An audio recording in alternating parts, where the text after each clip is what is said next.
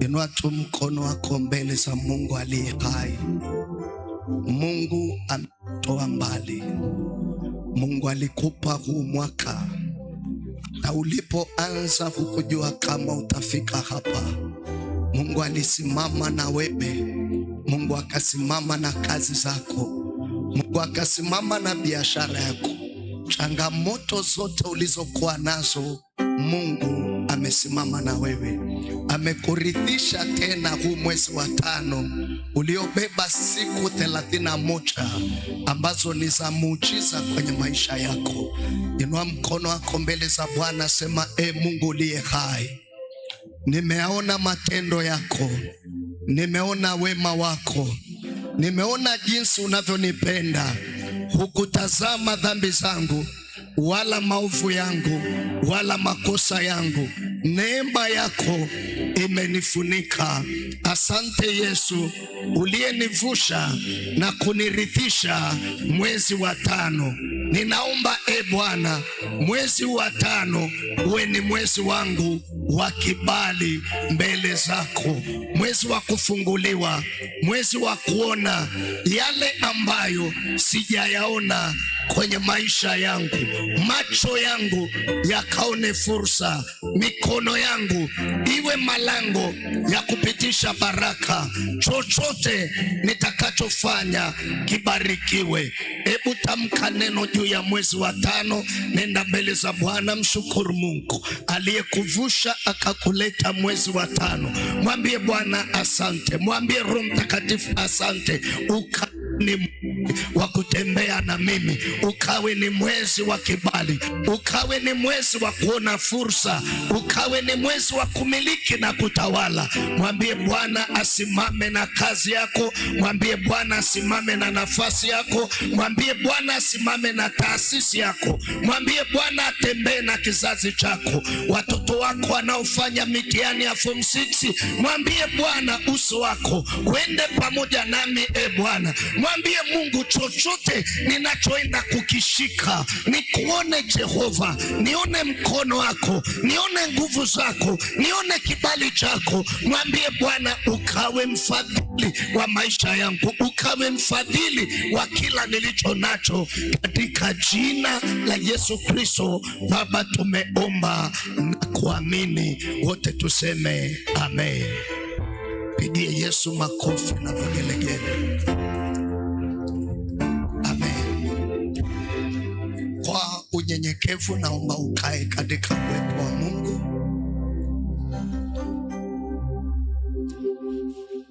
Ndugu zetu wa praise pamoja na vikundi ambavyo vimeshaimba, naomba washarika bila uchoyo tuwapigie makofi na vigelegele kabisa. Amen. Ni mshukuru Mungu kwa ajili ya Jumapili hii ambayo ninaamini kati ya Jumapili ambazo Mungu amekupa, Jumapili hii Mungu anaenda kusema nawe kwa namna ya kipekee. Amen. Ni kusihi ukae mkao wa ibada na utamani kuona nguvu za Mungu, kwa sababu kuna mtu mmoja anakwenda kuvushwa katika ibada hii, na huyo mtu ni wewe, katika jina la Bwana. Nimshukuru sana kwa ajili ya baba mchungaji kwa kuniruhusu nisimame kwenye madhabahu takatifu anayoitunza. Na kama huna uchoyo na mchungaji, hebu piga makofi mengi tu mbele za Bwana. Amen. Lakini tunao wainjilisti wetu, mwinjilisti wetu huku mbele tumebalance, wanaume 2 washoka na wanaume 3 na mama 1. Kwa hiyo mama hatujawaacha. Amen. Hebu tuwapigie wainjilisti makofi na vigelegele mbele za Mungu. Amen. Lakini mwisho kabisa ni wewe mwenyewe, ni mtu muhimu mbele za Bwana. Amina. Yaani hata kama watu hawaone umuhimu wako, huyu aliyekuacha mpaka leo anaona umuhimu wako. Jina la Bwana libarikiwe. Natamani ulielewe hilo, ya kwamba yuko Mungu anayepanga na kupangua. Kuna tulioanza nao lakini hawapo tena, watu wakubwa wazito, na tuliwaleta kwenye hii madhabahu tukawazika. Haijalishi wewe ni mwembamba, ni mnene, ni mweusi, una hela, huna hela, umekuja kwa mguu, umekuja kwa gari, kitendo cha kuwa hai, ujue mbingu imekuthamini katika jina la Yesu Kristo kabisa. Na ninaomba tembea kifua mbele. Jina la Bwana libarikiwe kabisa. Mimi ninamshukuru sana Mungu kwa sababu aliweka matajiri na masikini, lakini kitu Mungu alichonikosha kuliko vitu vyote ni kuumba tumbo ambalo sio la kioo. Tungekimbizana huko ndani. Kama matumbo yangekuwa ya kioo, ukute nimekula mahindi ya kukaanga alafu na maji, na we umekula nyama ya mbuzi na tumekaa pamoja, inaonekana. Lakini huyu Mungu, ule mchicha, ule ndizi, ule pilau, yeye ni mwaminifu kwa kila mmoja, kwa jina la Bwana. Sema amen. Huyo ndiye Mungu tunayempenda. Na kama Mungu ametuleta mpaka leo, ana makusudi kamili na maisha yetu. Sema amina. Kwa hiyo wapendwa, nikukaribishe kwanza. Wiki hii tunayokwenda kwanza nayo haitakuwa ni wiki ya kawaida, kwa sababu Mungu atakwenda kusema na maisha yetu kwa namna ambayo si ya kawaida. Lakini kipekee kabisa ni waombe mbele za Mungu wale wote ambao unajua Yesu Kristo ni Bwana na Mwokozi wa maisha yako. Huko ndani, yeyote anayemkiri Yesu kwamba yeye ni Bwana na Mwokozi wa maisha yako, leo hii saa 10 tukutane hapa. Mungu atusaidie. Sema amen. Kama mmelipokea, hebu punga mkono namna hii. Jina la Bwana libarikiwe. Wapendwa watumishi wa Mungu, nitatumia muda mchache kidogo, lakini nitatamani tuombe hapa.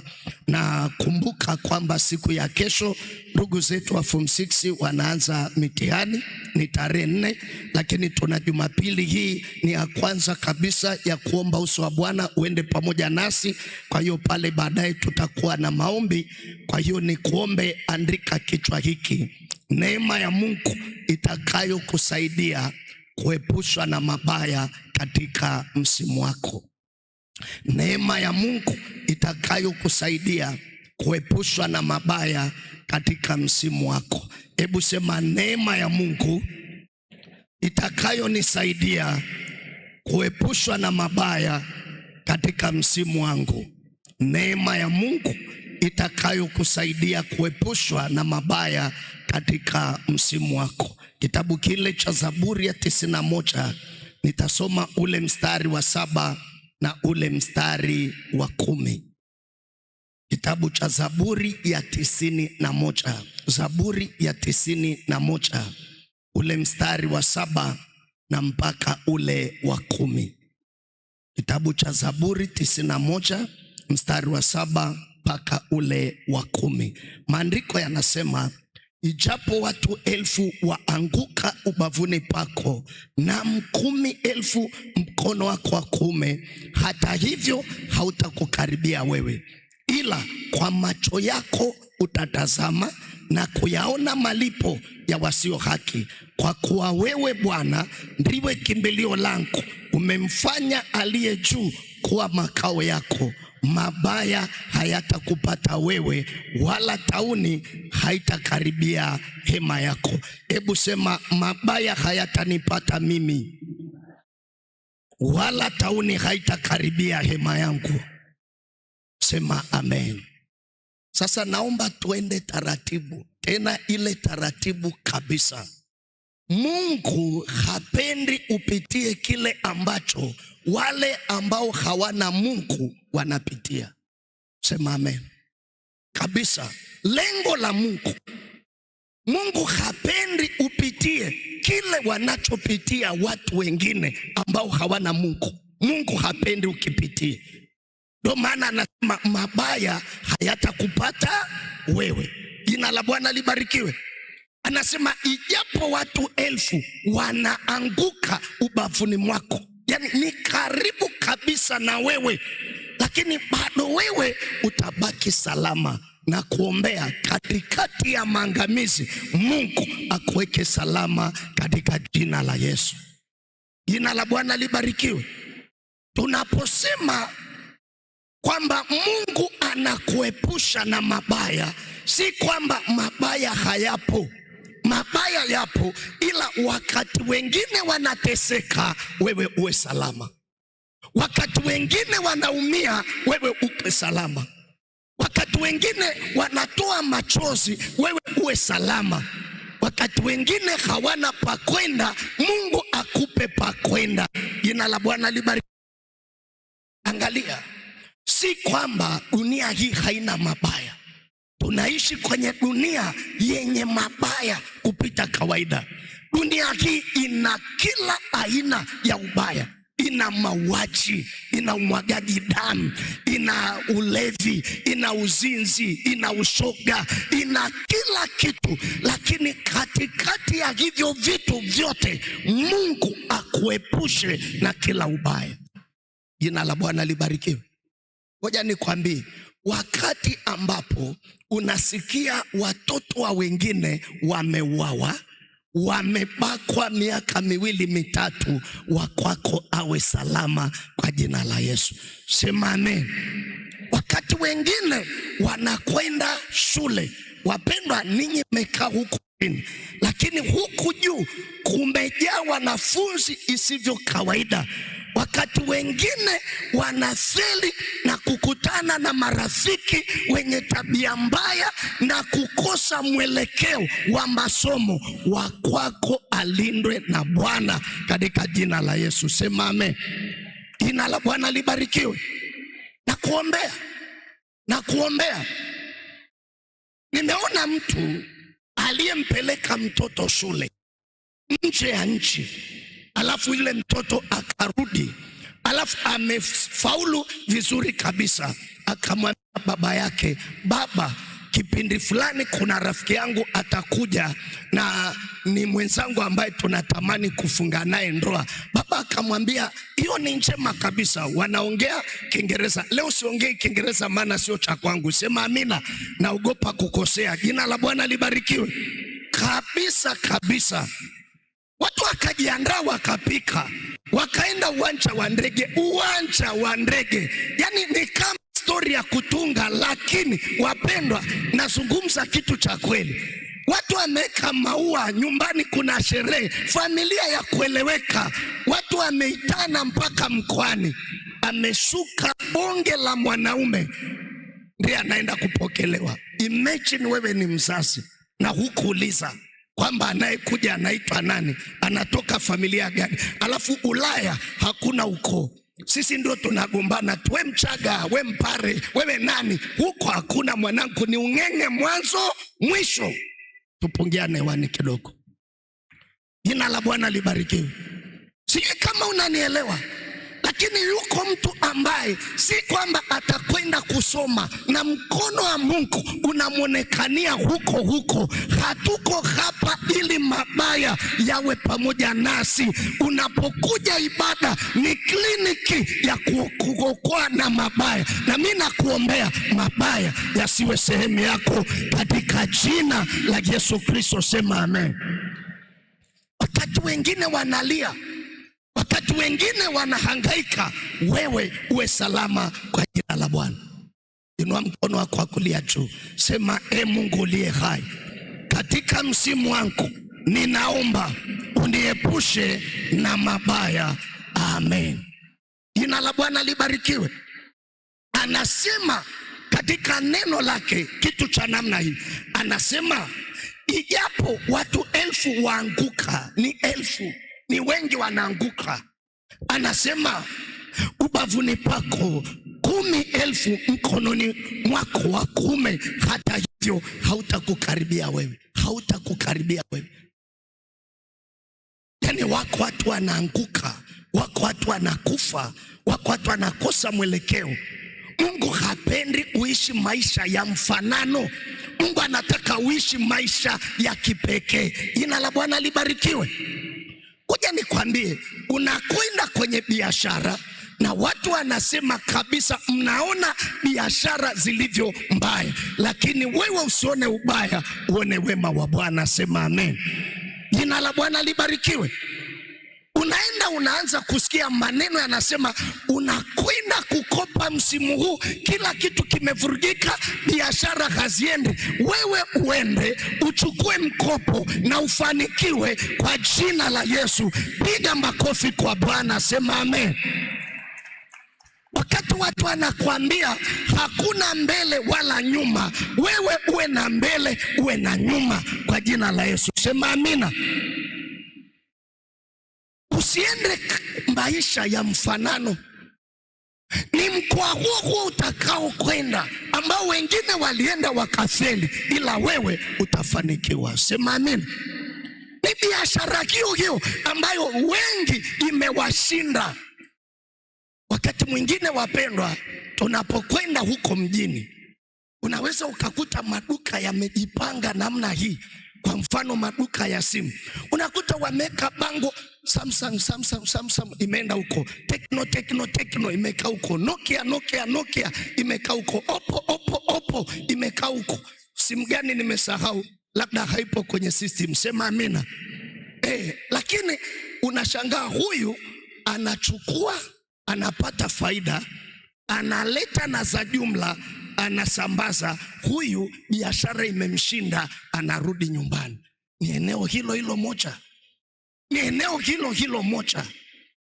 Unaweka biashara mahali kila mtu anafunga, ila wewe usifunge. Kwa mtu yoyote mwenye agano na Mungu, huyu ana upekee kwa jina la Yesu, sema amen. Na mimi nakuombea usiishi kama watu wengine, na ndio maana tunataka kuliambia kanisa, majira haya tulio nayo si maisha ya kimazoea. Mtu yeyote anayeishi kwa mazoea ana kipindi kigumu isivyokuwa kawaida, lakini mwenye agano na Mungu, huyu ana neema ya kuvuka, na nakuombea hiyo neema iwe juu yako katika jina la Yesu Kristo. Usiishi kimazoea, usiishi kwa kujisahau, hapana. Ni watu hao kwenye familia ambao walikufa kwa ugonjwa wa kansa, ila wewe utatangaza kabisa ya kwamba magonjwa haya hayatakuwa kwetu hata milele, sema amina. Huyu ni mwanangu amekaa hapa. Siku moja nyumbani kwetu kukawa na msiba, na sisi tukajua kabisa kwamba huu msiba umetokea hivi na kilichomwondoa ndugu yetu ni hiki. Sasa daktari akaandika vitu vingine ambavyo tunajua havipo. Sisi kwenye matanga tukakaa tukasema hiki daktari alichoongea sio cha kweli na hakitakuwa kwenye nyumba yetu. Kuanzia mamangu mwenye miaka 90 mpaka aliyekuwa mjukuu wa miaka 3 tukashikana na tukalifuta hilo neno, na halijawahi kutokea kwa jina la Yesu, sema amen. Jina la Bwana libarikiwe. Usiende kimazoea, usikubali kila kitu. Watu wanaweza wakakuachilia neno, usiposhughulika nalo ukaishi kimazoea, linakuvaa kama nguo.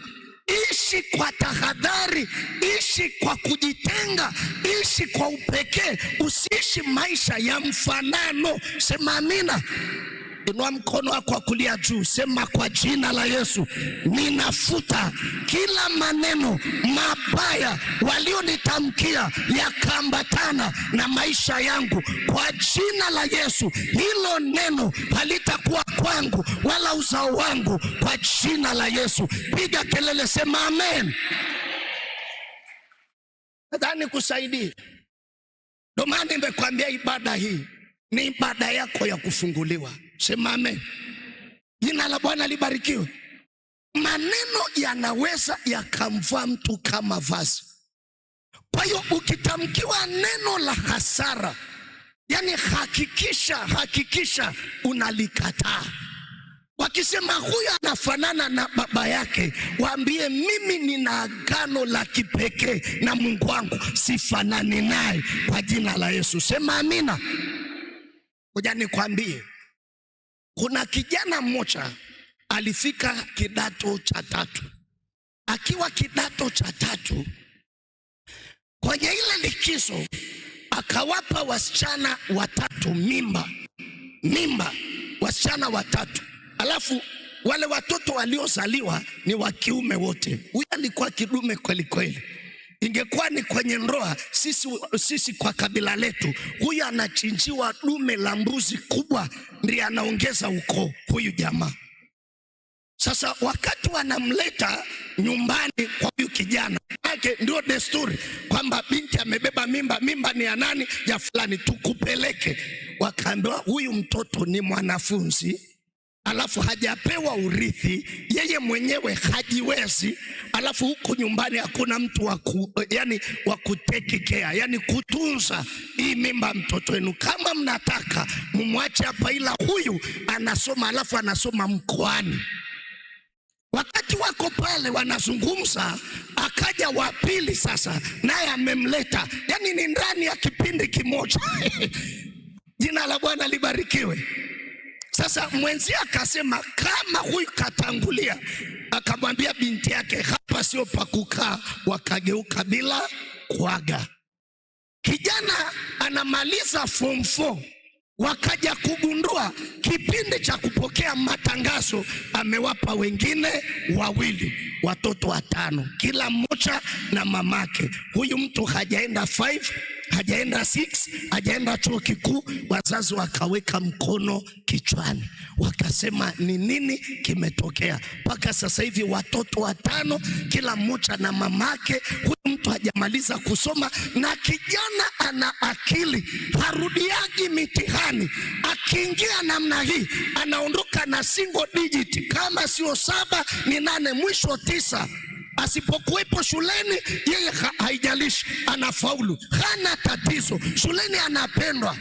Wazee wakakaa wakauliza nini kiko hapa, wakagundua mtoto alipozaliwa na wakati anapewa jina, watu wote walinyimwa kumpa jina, akampa babu yake, yani baba yake kijana aliyekuwa ameoa wanawake 9. Ule mtoto amebeba roho ya babu yake, na jina ni nafasi, jina lina nguvu kwenye maisha ya mtu. Mungu alivyokuwa anaongea na Ibrahim, alimwambia Ibrahim, mojawapo ya vitu nitakavyokufanyia ukikubali kutoka mahali ulipo ukaenda nitakako kuonyesha ni kukupa jina. Na kitu ambacho kimesababisha watu wengi wasisogee au wabaki waliko ni jina. Biashara yako ni jina. Nakwambia saa hii, dunia hii ya sayansi na teknolojia, dunia hii ya utandawazi, nakwambia jina ni kila kitu. Na kuna watu hawana tabia ya kuombea jina. Hakuna watu wana tabia ya kuomba hata kwa mwezi. Unajua, ngoja nikwambie wapendwa, baba mchungaji, mimi na mtazamo wa tofauti. Sidhani ibada ya Jumapili wale wanaomshukuru Mungu, mimi sidhani kama tunapaswa kuwa wachache. Mimi nafikiri ni kanisa zima tutakuwa tunainuka. Ni nani asiyemshukuru Mungu? Sema amen. Hivi wapendwa, sema amina. Mmetoka nyumbani, si ndio? Mnajua kule nyumbani kuna nyumba kubwa, kuna vyumba, alafu kuna chumba fulani ni kidogo. Ukiwa na changamoto zako, unaenda kwenye kile chumba, aidha unakaa au unachuchumaa, alafu unasikilizia, unamaliza, unanyanyuka. Mshukuru Mungu, hata unaweza kuchuchumaa na kunyanyuka kwa jina la Yesu. Kuna wenzio wako hapo Muhimbili, mwezi wa 6 amelala kwenye kitanda, anajisaidia hapo. Mshukuru Mungu, mshukuru Mungu. Hivi ngoja niwaulize, ulishawahi kumshukuru Mungu kwa sura ulionayo?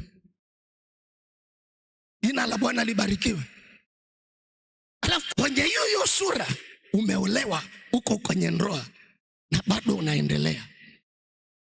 Alafu unaangalia mtu mwingine pembeni yako, hiyo sura ni kama iliumbwa Jumapili ibada ya kwanza. kwanza. Sisi vichwa vyetu saa nyingine ni vya Jumamosi jioni, labda Mungu amechoka, lakini kuna sura zimeumbwa Jumapili, ibada ya kwanza, Mungu ametulia, lakini hawaendi mbele, hawarudi nyuma. Mshukuru Mungu kwa jina la Yesu.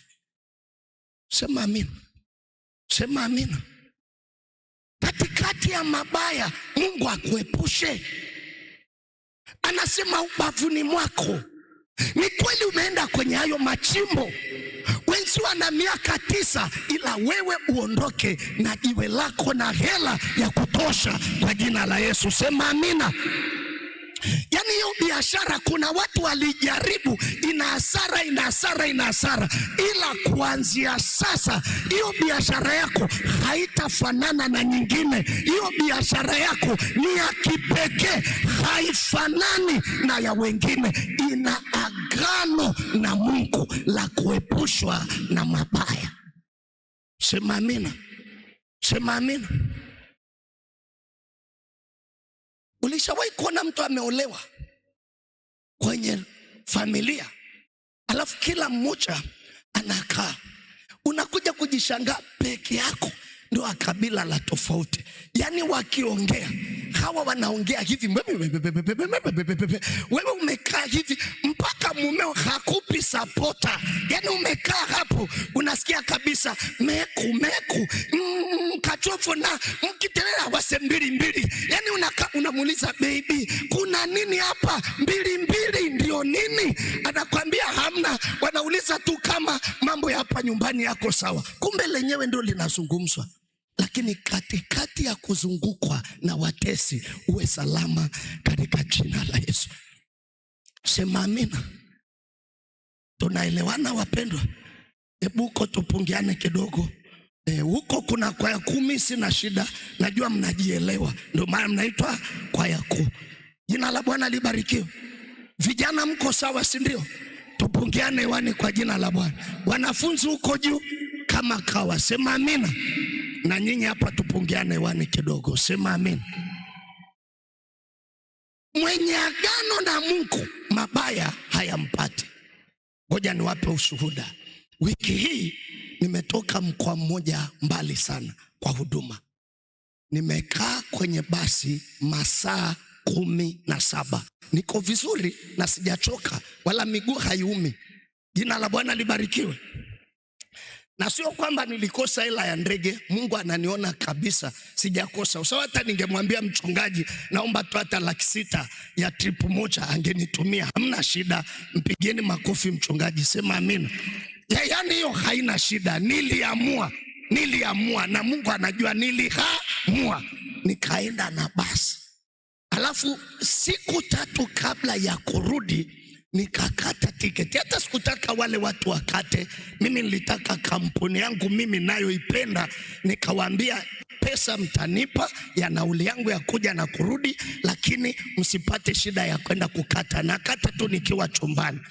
Sasa nikakata ile kampuni nilienda nayo, nakata nirudi nayo hapa Dar es Salaam.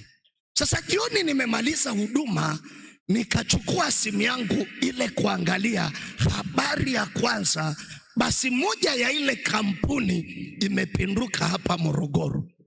Walipotangaza namba nikakuta ndio ile ambayo gari ilikuwa inakuja, alafu iingie kesho yake, kesho kutwa yake nirudi nayo.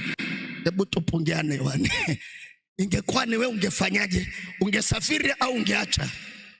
Nikamsikilizia Mungu. Mungu akaniambia kama ni kufa, hata ukikwepa utakufa tu. Mimi niko na wewe. Alafu unajua nimekata siti namba ngapi? Namba 2.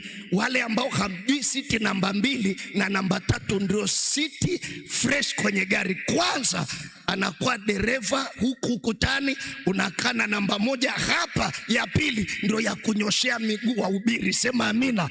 Na unaona mbele na unaweza ukamwombea konda na dereva. Yani ukinyosha mguu hivi ni begani kwa kushoto kwa dereva. Ndio siti nimechukua na bado nikakoma nayo, sema amina. Jina la Bwana libarikiwe. Nikaenda na nina mizigo yangu kila kitu. Nikataka nijihakikishie, nikawahi nusu saa kabla. nikaangalia basi inayotupeleka sio iliyoandikwa, maana iliyoandikwa najua imepinduka. Nikawaambia hii ndio basi halisi inayokwenda Dar es Salaam saa fulani. Wakaniambia ndio bosi. Nikawaambia nashukia Magufuli, nionyesheni pa kuweka mzigo. Wakaweka mzigo. Nikafika kwenye mlango, nikasema kwa niaba ya wahubiri wote, hata kama kulikuwa na mkosi na balaa, tutasafiri, tutafika salama. Nilipoingia kwenye gari, unafikiri kuna ile ya kusema navunja nang'oa? Hizo ni nidhamu ya woga. Nilichapa usingizi, mkanda wangu umeanzia juu. Kuna mabasi ukipanda unaingia hapa, basi langu ni mkanda unatoka hapa unashuka hivi. Nikavuta kidogo, nilichapa usingizi kisawasawa na nikafika salama. Mabaya hayatakupata kwa jina la Yesu. Sema amina. Sasa kama ni wale wenzangu wenye nidhamu ya woga, walokole kupita Bwana Yesu, navunja nang'oa, gari kifanya hivi shindwa, amna. Yani kwanza nilikuwa namfanyia dereva kimoyomoyo, tembeza, na hiyo gari inatembea. Sio U-turn, ni Scania Marco Polo. Huku ndani unajisaidia haja ndogo. Sema amina. Ndio nimetembea nayo, sio U-turn. U-turn inaweza ikachemkia mahali popote. Scania Marco Polo, wale wa magari mnajua shida ya hii kitu. Alafu ni automatic, kitu kinanyanyuka kisawasawa. Sema amina. Hakuna kuogopa. Inua mkono wako juu, sema kwa jina la Yesu mabaya hayatanipata kwa jina la Yesu. Sema amen.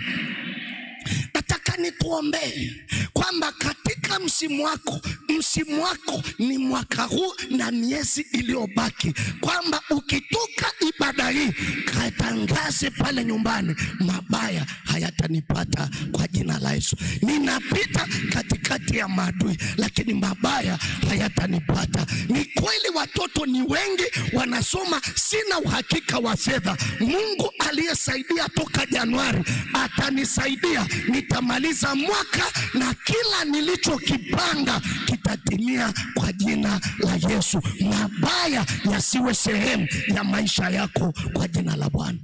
Sema amina. Sema amina. Sasa mimi sitaki hata nikuweke sana.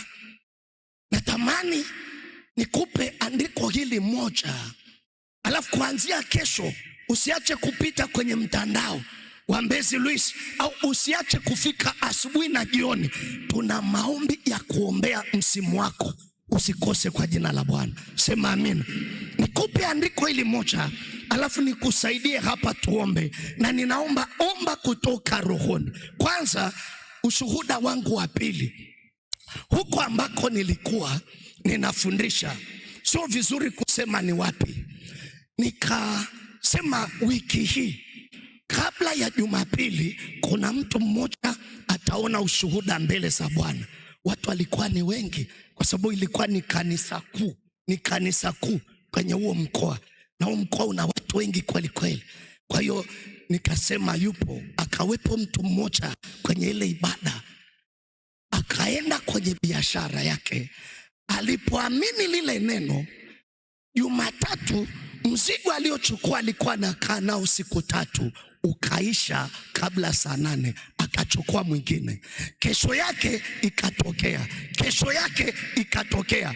Nikaambiwa saa 4, kati ya watu wanaotaka kumwona mtumishi kuna mmoja mwenye ushuhuda. Yule mtu amekuja na shilingi 45,000 fungu la 10, manake mpaka Jumatano ana faida ya 4,500,000. Akaniambia, mtumishi, ulichotamka kimetokea. Kama kawaida yangu nikapokea mshiko kwanza ili nipate cha kuongea. Sema amina.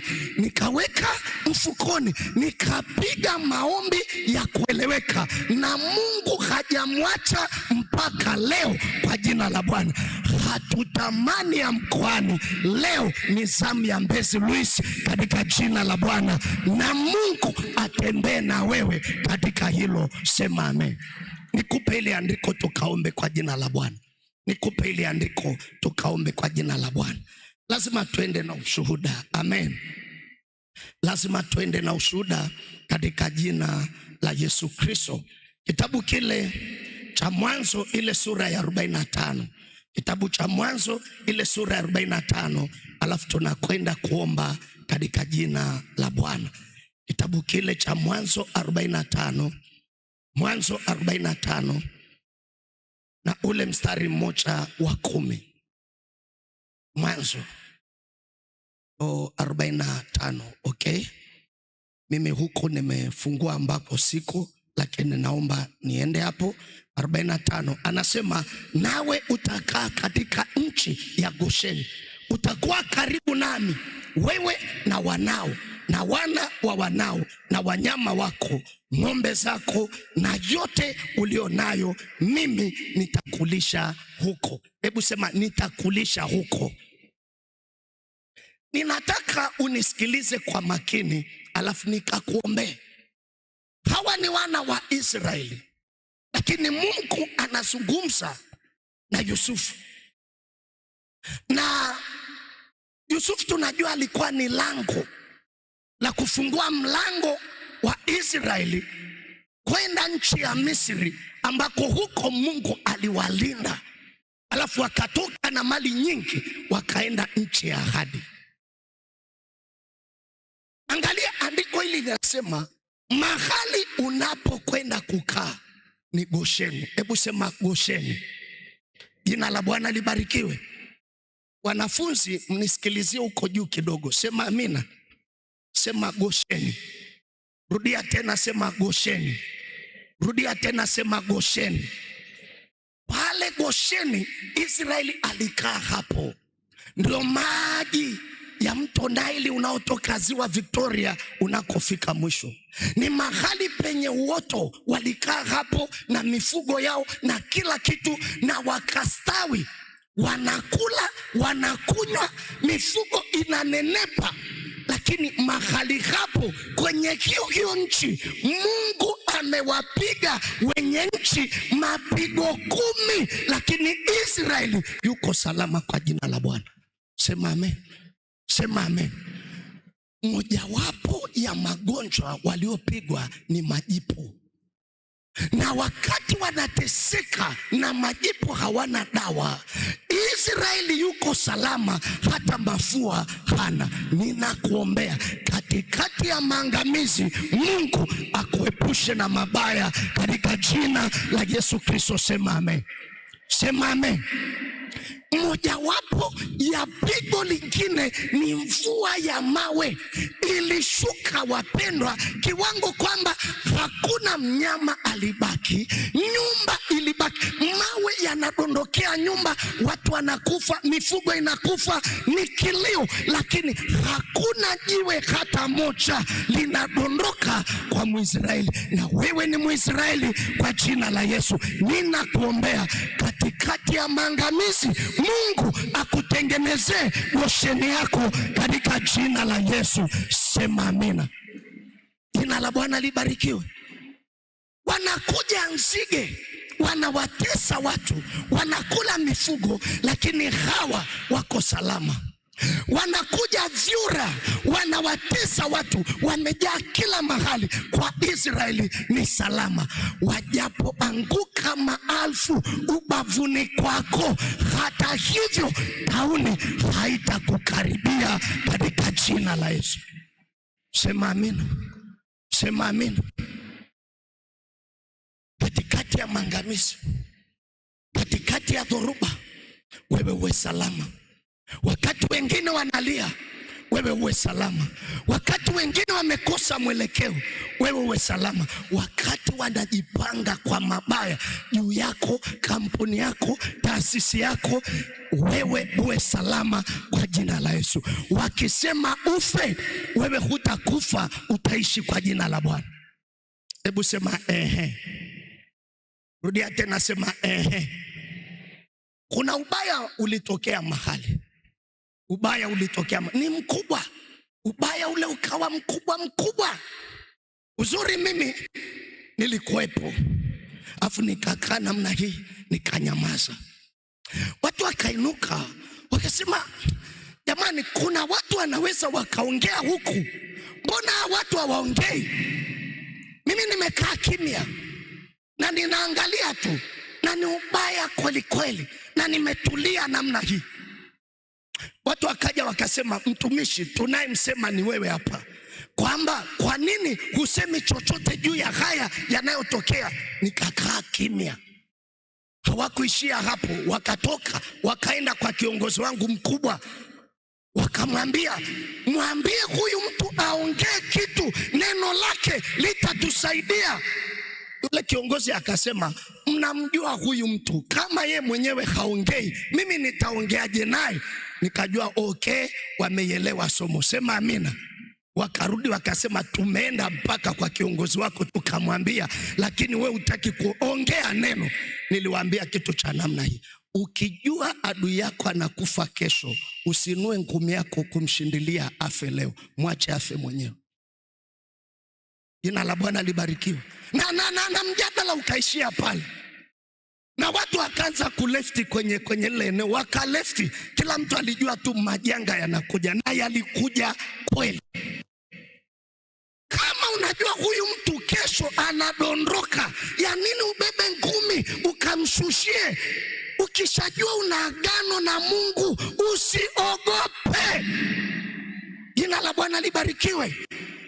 Ndio maana watu wengine ni sugu wa nini? Wa maneno. Si kwamba watu hawasikii, si kwamba watu hawajui, si kwamba wengine hatujui kwamba tunasema, au si kwamba watu hawajui unasemwa, lakini kwa sababu tunamjua aliyetuita, tunasonga mbele kwa jina la Bwana. Na unajua mabaya hayatakupata wewe. Sema amen. Nani amenielewa mpaka hapo? Kabisa, kabisa. Kabisa, mimi nakwambia, ukijua kabisa huyu mtu hasogei, haendi mbali, usibishane naye. Mimi nimeona watu, baba mchungaji, mtu anakuja anasema, ni adui yangu, ni adui yangu, ni adui yangu. Yani mimi namuombea, na wengine wanakuja madhabahuni, baba nakamata, nampiga upofu, nakamata firigisi ya juu, natanganya na chini, nakamata, napiga ngwa. Hayo maombi wapendwa hayatajibiwa.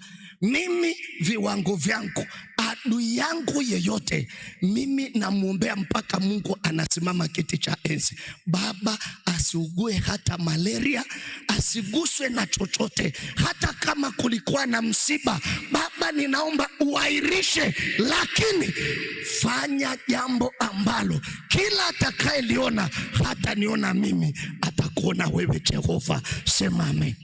Hayo ndio maombi ya watakatifu. Sema amina. Kwa hiyo ile kwamba navunja na ng'oa, eti nikisikia gari yako imepata ajali kabisa, njoo nione, takupa 500 uipeleke. Hata kama ni adui yangu, utaenda kuitengeneza. Natamani Mungu akupe kuona. Lakini habari ya kwamba nataka afe, mtumishi dada mmoja akaja akaniambia, mtumishi umeomba vizuri. Amekaa namna tena ananitingishia hivi, mtumishi umeomba vizuri, sadaka yangu nimetoa kubwa, umeiona? 300. Nikamwambia nimeiona na sijarudisha, ni 300 na nimeichikichia yote. Akaniambia niambie, anakufa wiki ijayo baada ya mwezi.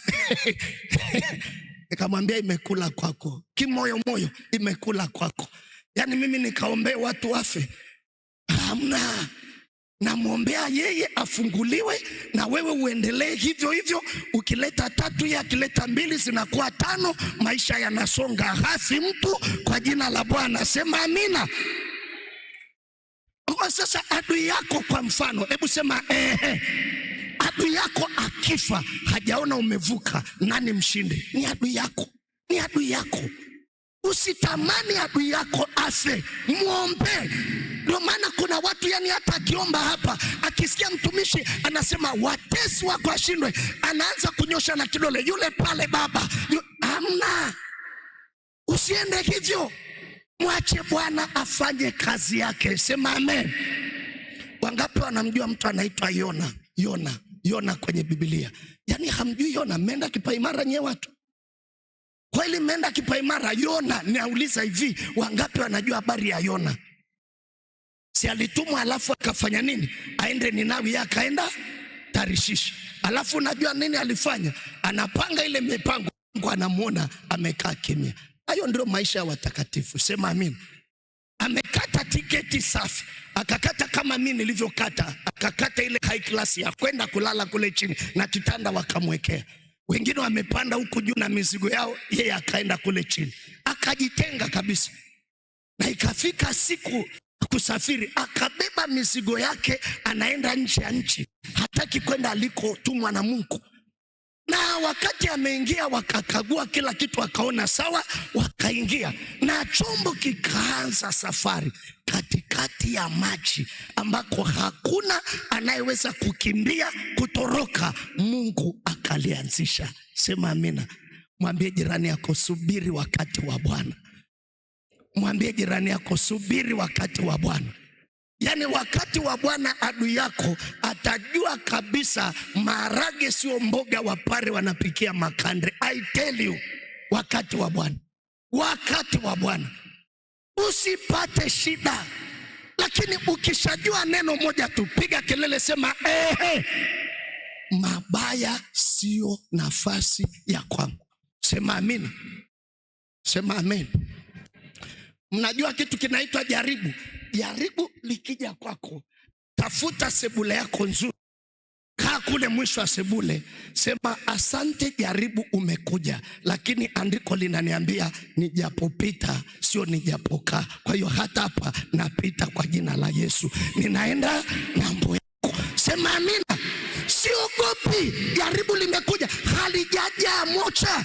Yalikuja ukiwa sekondari ukavuka, yakaja unachumbiwa ukavuka, yakaja unaenda leba ukavuka, misiba ikatokea ukavuka, watesi wakainuka kazini ukavuka.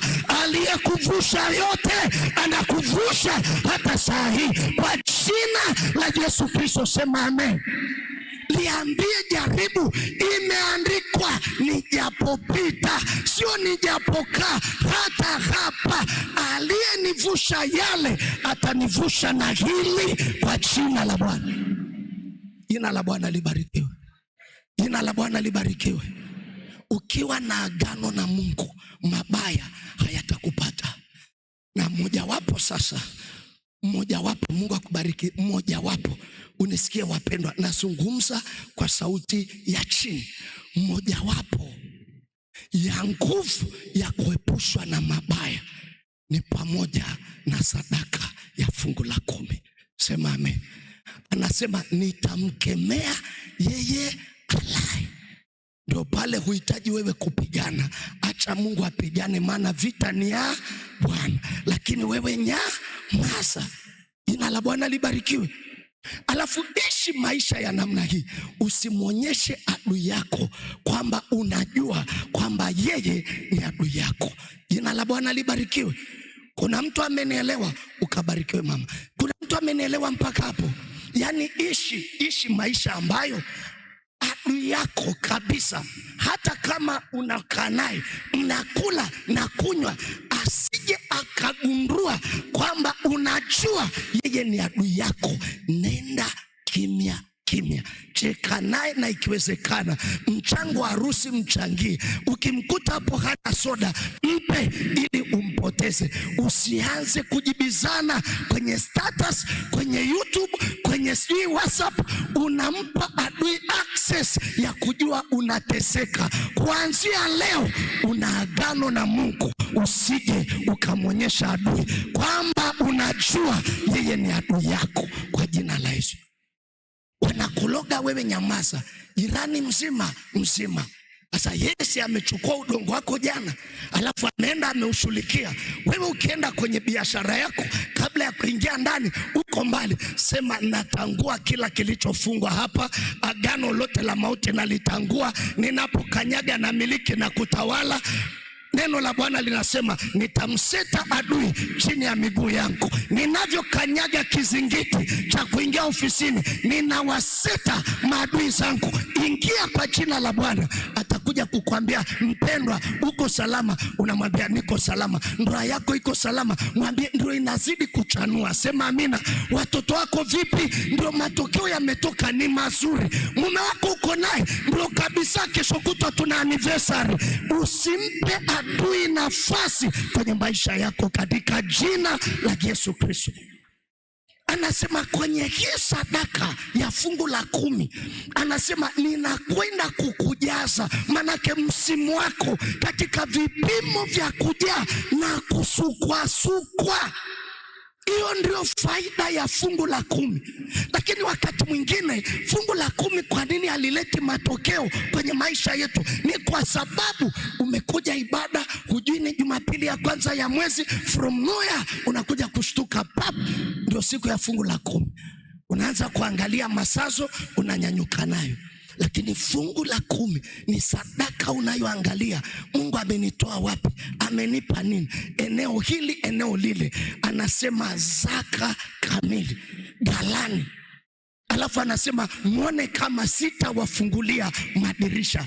Hakuna mshahara unaotolewa mlangoni, kila mshahara unatolewa dirishani. Hakuna ambaye hana dirisha. Na kuombea sasa dirisha lako lifunguke mwaka huu kwa jina la Yesu. Sema amen. Naomba tusimame, naomba tusimame, naomba tusimame kwa jina la Bwana.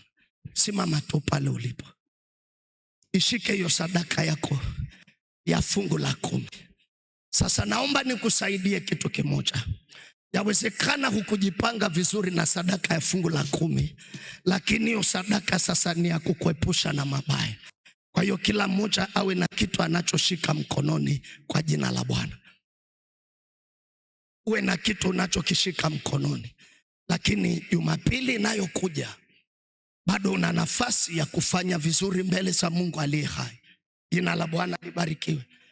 Na si kwamba mchungaji ameniambia nikusisitizie hii sadaka. Hapana, hapana, hapana. Wala hajaniambia hubiri hiki. Yeye alichoniambia Jumapili unazamu, ameishia hapo. Mpaka saa hii tuko madhabahuni, hajaniambia chochote. Kwa chochote nilichoongea hapa ni kile Mungu amenipa. Lakini nataka niombee watu kwamba Mungu akuepushe na mabaya. Nikuombe baba mchungaji, wakati tunaomba kwenye hii sadaka, kuna wazazi ambao wana watoto au kuna watoto anafanya mitihani ya form 6. Kama unaweza kukimbia hapa mbele, ni sehemu ya ukombozi. Ukimbia hapa mbele kwa haraka, ukimbia hapa mbele kwa haraka. Wanaoanza kesho mitihani ya form 6, kama ni mwanafunzi au kama ni mzazi, uchukue hiyo nafasi ya kuja hapa mbele.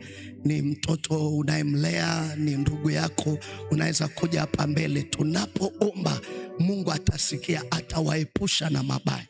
Na wiki hii nina maombi ya kuanzia kesho ya kuombea hao. Kila mahali kwenye mtandao, kila mahali nitakuwa na waombea kwa jina la Yesu. Sema amen. Ukikaa na kanisa ambalo lina watu ambao hawajafanikiwa, ni majanga mpendwa. Ni shida. Tunatamani huko ndani kuwe na wakurugenzi wengi, mpaka wa kiserikali huko, wa taasisi. Naongea wazi bila kuogopa. Tunatamani Mungu afungue milango kwenye zile njia za mafanikio, watoto wetu wote waingie huko. Kanisa linakuwa na nguvu, mani Mungu akuonekanie. Na sijawahi kuomba Mungu akaacha kufanya kitu. Kama tulivyo hapa, mimi najua kuna watu watakuja kushuhudia kwamba Mungu amesikia maombi. Sema amen. Mungu amesikia maombi. Kwa hiyo amini, sijawahi kuomba Mungu akaacha kusikia. Mimi mwenyewe nilivyo hapa ni ushuhuda unaotembea. Maisha yangu ukiangalia mwanzo mwisho, kusoma mpaka nasimama hapa, hakuna chochote kinachoweza kunifanya niwe kama nilivyo. Mimi ni muujiza unaotembea. Hata ungeenda kwenye ukoo, hata ungefuatilia elimu ya familia, usingekuta niko hapa. Mnavyoniona hapa na afya hii, hata mimi najishangaa kwa sababu sikuwa miongoni mwa watu ambao watatambulika. Yuko Mungu ajibuye kwa maombi. Yuko Mungu ajibuye kwa maombi. Mimi ni ushuhuda unaotembea. Msiniite tena Mlawi, sema yule ushuhuda unaotembea anapita pale. Mungu anajibu. Inua mikono yako milichu. Kama umekaa naomba usimame. Kama umekaa naomba usimame. Tunaomba kanisa zima, Mungu atuondoe na atuepushe na mabaya kwa jina la Yesu. Sema Bwana Yesu, niko mbele zako. Mungu uliye hai, wewe ni kimbilio langu, wewe ni msaada wangu. Niko mbele zako, ninakusihi Bwana, uniepushe na mabaya kwenye msimu wangu. Mwezi wa 5 uliobeba siku 31 muujiza wangu, ninaomba Bwana unisaidie, unishike mkono, unifungue kwenye kila kifungo kinachofunga maisha yangu na baraka zangu, kwa jina la Yesu, kwa damu ya Yesu. Bwana, ninakusihi, damu yako ya thamani inayonena mema kwa ajili ya maisha yangu, ikanene mema kwa ajili ya msimu wangu. Ninakuomba Bwana, mabaya yasinipate wala yasifuatane na kizazi changu na watoto wangu na familia yangu na uzao wangu, mahusiano yangu, kazi zangu, mifugo yangu, ofisi yangu, taasisi yangu, kwa jina la Yesu, kwa jina la Yesu. Bwana, kwa sadaka hii ya fungu la 10 ukamkemee yule alaye, kwa jina la Yesu. Ninajipatanisha na kila baraka iliyoamriwa ya mwezi huu ije kwenye maisha yangu, ije niimiliki na kuiona kwa macho ya damu na nyama, kwa jina la Yesu. Mungu liye hai, tunalituma neno lako kwa watoto wetu wanaofanya mitihani ya form 6. Neno lako linasema utawafundisha, utawaonyesha namna ya kujibu, njia ya kuendea, utawashauri, jicho lako likiwatazama. Tunalituma neno la ufaulu kwa jina la Yesu. Tunakataa roho za ukengeufu kwa damu ya Yesu, kwa damu ya Yesu. Tunakiri kwenye hii madhabahu, watoto wetu watakuwa kichwa na wala si mkia. Tunakataa roho za magonjwa, tunakataa roho za ajali, tunakataa roho za mauti kwa jina la Yesu. Tunakiri ya kwamba kati ya wale watakaofaulu, watoto wetu watakuwa kichwa, watafaulu kwa viwango vya juu. Mungu, sikia maombi yetu, nenda mbele za Bwana. Baba, katika jina la Yesu Kristo, tunakuja mbele zako Bwana. Asante kwa ajili ya watumishi wako, na asante kwa ajili ya kanisa lako, na asante kwa ajili ya watu wako.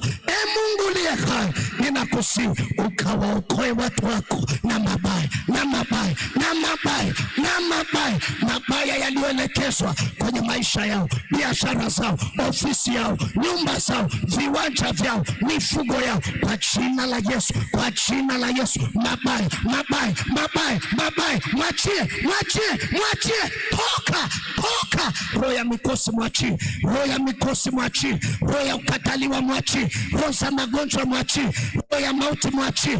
Achia, achia, achia, achia, achia mikono yake. Roho ya mabaya, achia biashara yake, achia taasisi yake, achia uzao wake, achia watoto wake, kwa jina la Yesu, kwa jina la Yesu. Sahi tunakataa mabaya kwenye maisha yetu.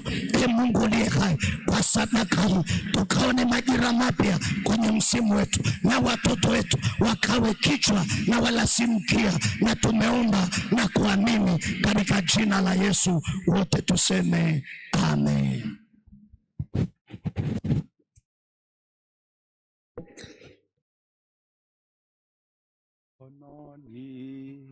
Sina kitu ila msaada